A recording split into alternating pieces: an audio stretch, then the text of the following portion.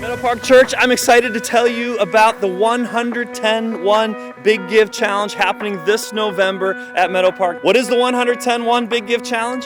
It's 100% of the people who call Meadow Park home giving a 10% tithe of one paycheck. All throughout Scripture, the tithe has represented the first part of our giving back to God as an act of worship and as a way of supporting the ministry and the mission of the kingdom. In the book of Malachi, we read about the people of God withholding some of the tithe.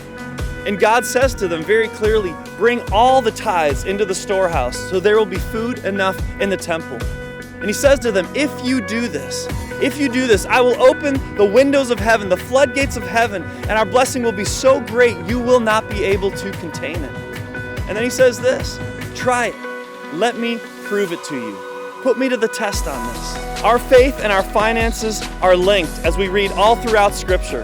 As Jesus said, wherever your treasure is, there your heart will also be. Our heart follows our treasure. And God isn't after our treasure, He's after our heart. And so this is what we want to do. We want to experience God's blessings because He has more than enough to provide for us. And the tithe represents the first part we give back to Him.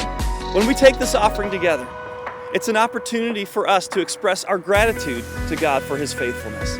It's a way for us to show our trust in Him that He will provide. It's a way for us to experience the joy of giving.